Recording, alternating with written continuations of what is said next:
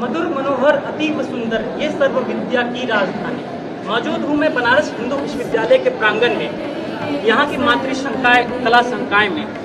मेरे ठीक पीछे डॉक्टर एस राधाकृष्णन हॉल है, जो कि अपनी ऐतिहासिक पृष्ठभूमि के लिए हमेशा से जाना जाता है। अतीव सुंदर ये सर्व विद्या की राजधानी। हम बात करेंगे आगामी लोकसभा चुनाव के मुद्दों पर यहाँ के छात्रों से, उन छात्रों से जो कि बनारस हिंदू यूनिवर्सिटी से निकलकर देश को आगे बढ़ाते हैं। हम उन छात्रों से बात करेंगे जो कि देश के अलग अलग कोने से विश्वविद्यालय में पढ़ने आए हैं। हम छात्रों से जानेंगे उनके क्षेत्रों के मुद्दे क्या हैं और बनारस में इस बार के चुनाव का क्या माहौल है। तो आइए चलते हैं, वीडियो में देखते हैं। मधुर मनोहर अतीव सुंदर ये सर्व विद्या की राजधानी।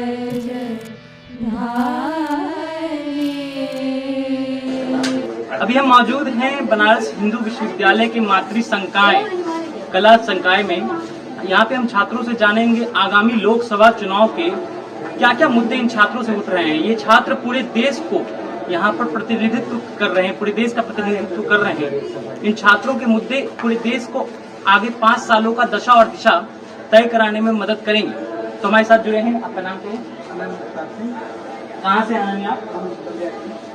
बल्दिया में अभी वर्तमान में कहाँ कौन है, किस पार्टी से? जनता पार्टी से और अभी उनको टिकट काट दिया गया है।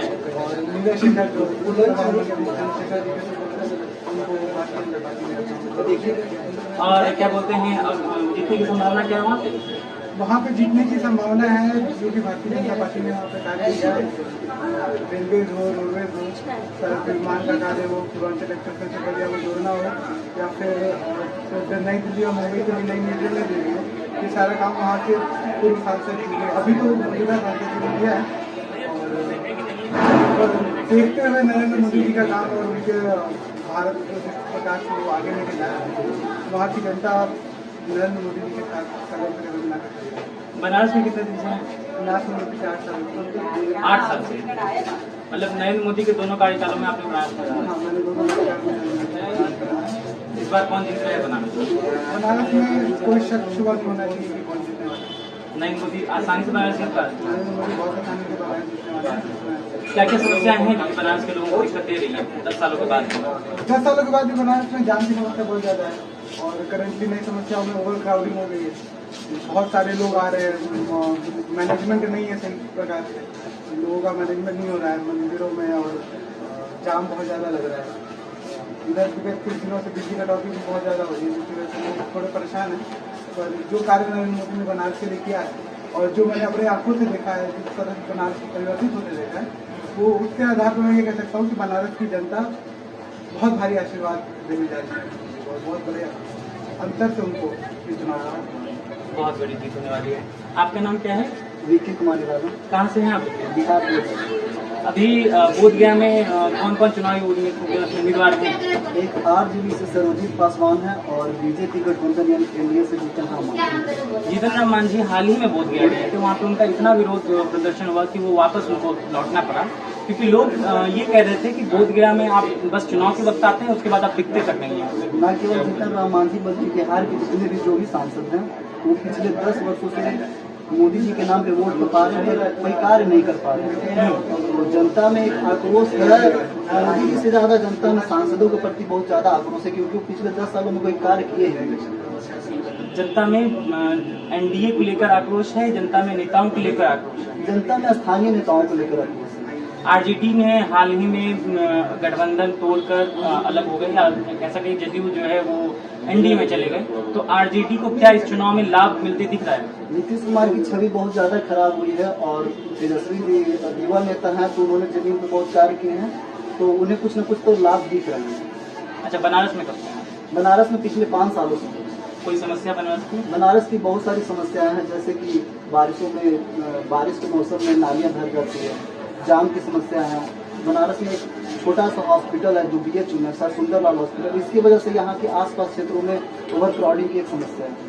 ओवर क्राउडिंग से जैसे बीएचयू के स्टूडेंट्स को क्या क्या परेशानी होती है? बहुत परेशानियाँ होती है, जैसे बाहरी लोग आ जाते हैं यहाँ पे, अराजकता भी फैलाते हैं, कुछ कांड भी देखने को मिलते हैं जो बाहरी लोग आकर के यहाँ करते हैं।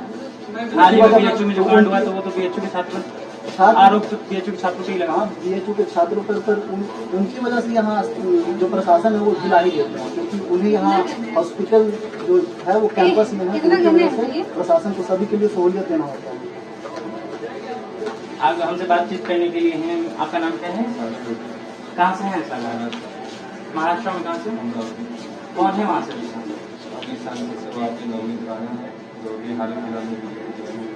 तो नवीन राणा को इस बार बीजेपी से जब चुनकर सांसद की टिकट उम्मीदवारी की टिकट मिली है, तो क्या जनता आशीर्वाद देने वाली है? हाँ, जनता देगी, और अभी थोड़ा डिवाइड भी है, जैसे कि बात भी करके आए हैं तो वो कांग्रेस की तरफ से थोड़ा एक टक्कर देखी जाएगी, क्योंकि जो पहले के जो भारतीय मुस्लिम वोटर थे उन्होंने नारायण की तरफ से थे, जब वो अपनी युवा स्वाभिमान पार्टी थी, और अब बीजेपी की तरफ से चली गई तो शायद वो मुस्लिम वोटर उनकी तरफ से। इस बार मुस्लिम वोटर्स बीजेपी बार बार अपने स्टेटमेंट्स के थ्रू, हाल ही में प्रधानमंत्री का एक स्टेटमेंट आया था माइनॉरिटी के खिलाफ, माइनॉरिटी को वो कोट कर रहे थे, उसमें कहा था कि आपकी जितनी संपत्ति है वो खास वर्गों को बांट दी जाएगी। तो क्या आपको लगता है कि इस बार मुस्लिम वोटर्स या माइनॉरिटी वोटर्स जो हैं वो बीजेपी से नाराज नजर आ रहे हैं? नजर तो आ रहे नाराज है भी, और अभी हमारी तरफ से देखा जाएगा तो 10 सालों में बीजेपी के वोटिंग परसेंटेज में मतलब लोग बीजेपी पे ज्यादा भरोसा कर पा रहे हैं। 10 साल के बाद लोगों को ऐसा लगने लगा है कि बीजेपी जो है वो अब किसी और पार्टी को मौका मिलना चाहिए। बीजेपी जो है वो अब एक्सट्रीम रिलीजियस पॉलिटिक्स कर रहे हैं। नहीं क्या? तो हमारे साथ एक और छात्र जो है, आपका नाम क्या है? कहाँ से हैं आप? सासाराम से। अभी कौन है वहाँ पे सांसद? अभी आपका आइडिया नहीं, कितने साल से बना रहे? 1 साल से बना रहे। इससे पहले आपकी पढ़ाई बिहार से। तो कैसे देखते हैं इस बार 2024 के चुनाव को? क्या लग रहा है जिस तरह से आप देखें एक वोटर के तौर पर? वोटिंग देना है। कब है आपको? कोई आइडिया नहीं है। अच्छा, इस बार बिहार में ही सबसे ज्यादा जब पहले चरण का मतदान हुआ था 19 अप्रैल को, तो चुनाव आयोग ने जब इसकी रिपोर्ट जारी की थी तो बिहार में सबसे कम मतदान प्रतिशत देखने को मिला था। तो इसको कैसे देखते हैं, युवा वर्ग के तौर पे आप कैसे देखते हैं?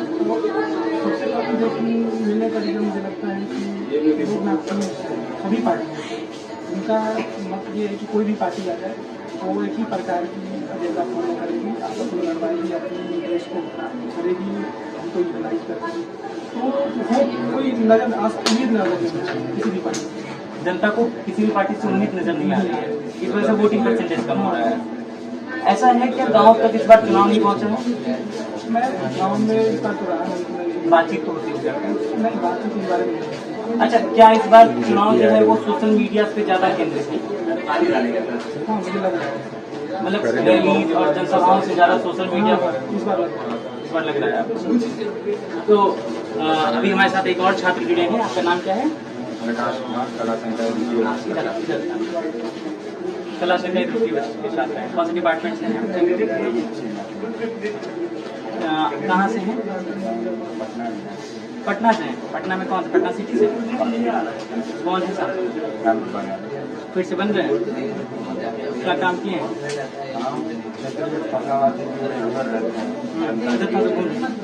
और क्षेत्र में बहुत सारे काम किए हैं, जैसे हमारे पहले पंचायत की जगह पर कोई भी सड़क या बिजली की समस्या था, नली गली बहुत सारी चीजें हर महीने के साथ।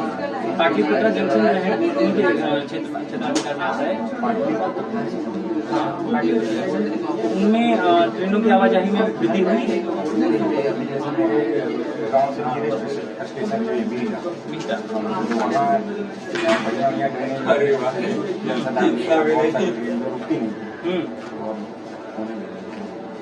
अच्छा, बनारस में आप कितने साल? 2 साल से होंगे। कैसा लग रहा है बनारस का माहौल? चौचक। क्या लग रहा है चुनावी माहौल क्या है? मोदी जी बनारस आ रहे हैं या मोदी जी भारत में फिर से प्रधानमंत्री के तौर पर? मोदी जी भारत में आ रहे हैं 400 पार। 400 पार करना थोड़ा सा क्या बीजेपी भारतीय जनता पार्टी जो है पिछले साल के पिछले 2 चरणों के बार कार्यकाल में आई है 5 सालों में 10 सालों में, तो क्या वो उसी रिकॉर्ड को मेंटेन करके रख पाएगी? हमें लग रहा है पिछले बार से तो इस बार कुछ न कुछ सीख करना पड़ेगा। युवा के तौर पे रोजगार की समस्या सबसे अधिक है। आपको लगता है कोई पार्टी रोजगार को लेकर बात कर रही है? एक बिहार में, अगर मैं बिहार की ओर जाऊँ तो एक नेता है, उनका भी कोई पार्टी नहीं है, बहुत अच्छा बोल रहा है, प्रशांत किशोर अच्छा बोल रहे हैं, जन स्वराज की तौर पे। और आने वाले समय में हम लोग उनके साथ हैं। आने वाले समय में उनके साथ हैं।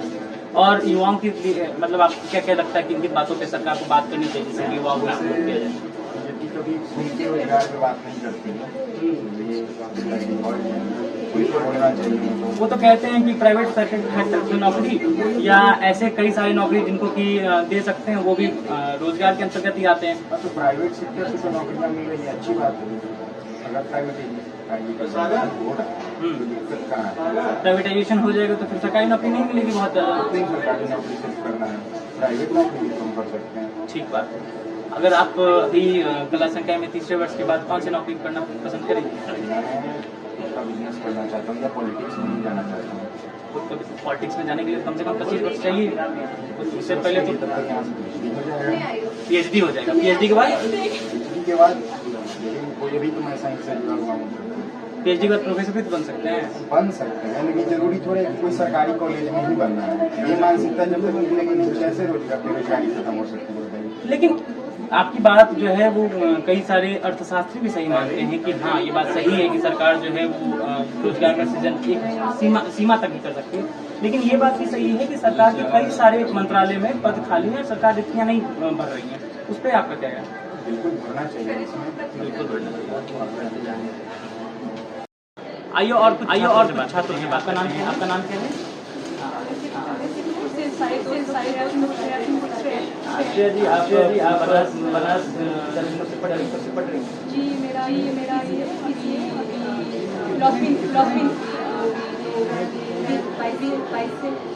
दो साल। तो आप बनारस की मूल का निवासी कैसे देख रही है बनारस के चुनाव को? 1991 के बाद बीजेपी अभी तो मेरा बहुत ज़्यादा पॉलिटिक्स में नहीं है, फिर भी मेरी मतलब डेवलपमेंट हुई है बनारस की डेवलपमेंट चाहिए था। जैसे कि अपना जो विश्वनाथ कॉरिडोर हो गया, पहले वहाँ ज़्यादा बहुत ज़्यादा दर्शन करने कॉरिडोर को बनाया। उसकी वजह से अभी काफ़ी होता है, मन होता है, अच्छा से दर्शन करता है। तो ये चीज़ें मुझे लगा और मतलब और ऐसा नहीं कि तो नाम तो बट जिस तरीके से इंटरनेशनल हुआ और इन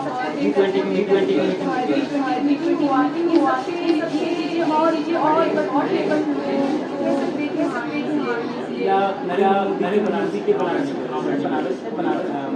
भारत सहित एक केंद्र ये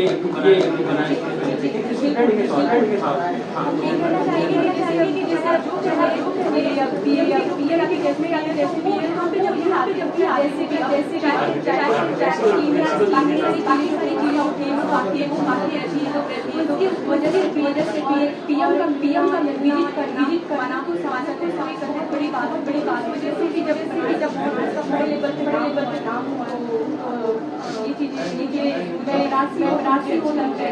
वो सांसद के तौर पे साफ हो जाता है, प्रधानमंत्री के तौर में अपनी तौर पे आपने होगा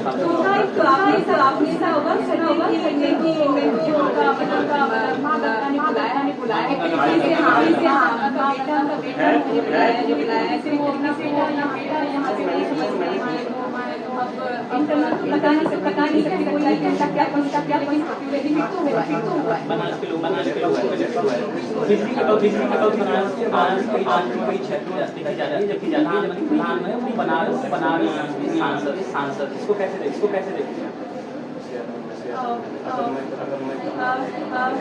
पहले से तो यहाँ पे सुधार हुई तो और भी धीरे डेवलप हो रहा है और जिस तरीके से ग्राउंड लेवल का उनको लगता है सटीक नहीं हो जाती है, हाइट नहीं हो जाती है, डेवलपमेंट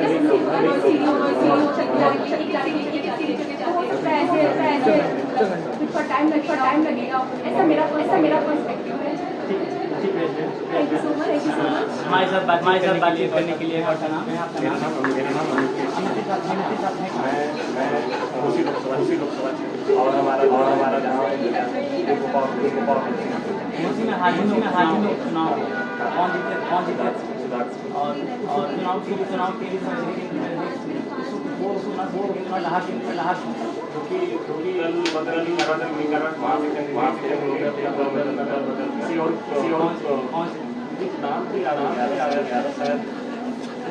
ओपी राज जिन्होंने बाद में शायद भाजपा और किसी और पार्टी के अंदर में चुनाव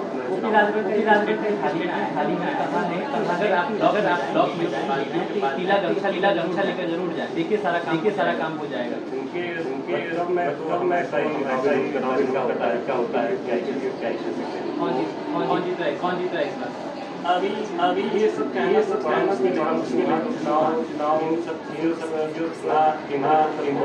अलग फैक्टर रीजनल फैक्टर क्या है समीकरण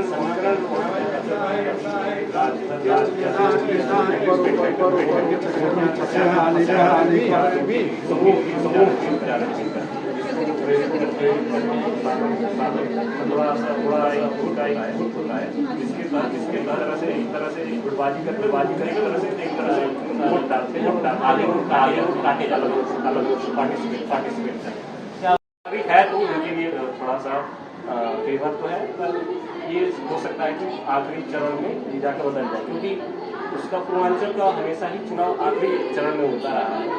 तो उसमें ये तो कोई कारण है कि आखिरी चरण में जानबूझकर पूर्वांचल को लाया? मुझे तो नहीं लगता। मैं एक तरह एडमिनिस्ट्रेशन में तो नहीं होगी कि ऐसा, अगर चुनाव आयोग में तो नहीं होगी ऐसा क्यों किया जाता है। उसका फैक्टर रीजनल ज़्यादा होकर ना कि नेशनल होता है। अगर आपको इस बार कहा जाए कि इस बार बनारस या घोषित दोनों की चुनावी सीटों में सबसे ज़्यादा कहाँ के मतदाता जो हैं मुख्तार अंसारी की मृत्यु से प्रभावित हो रहे हैं, या वोटर्स जो हैं ज़्यादा प्रभावित हो रहे हैं, कहाँ के वोट? ये तो मैं नहीं कह सकता हूँ, क्योंकि मेरे पास इसका कोई डाटा नहीं है। ठीक है, शुक्रिया। तभी हम मौजूद थे कला संकाय में। कला संकाय जो कि BHU की मातृ संकाय के नाम से भी जाना जाता है, उसको मातृ संकाय भी कहते हैं। वहाँ पे अलग अलग विभाग के छात्रों से हमने बातचीत की, जाना कि 2024 के चुनाव में क्या है माहौल। हमने यह भी जाना कि 2024 में बनारस से के आसपास के क्षेत्र या वो विद्यार्थी जिस संसदीय क्षेत्र से आते थे उन क्षेत्रों के लोगों में क्या क्या मुद्दे इस बार दौड़ रहे हैं, क्या क्या हिचकौले मार रहे हैं। हमने इन सारी बातों पर विद्यार्थियों से बात की। इसी तरह के रिपोर्ट्स और ग्राउंड रिपोर्ट्स को देखने के लिए देखते रहिए रैप।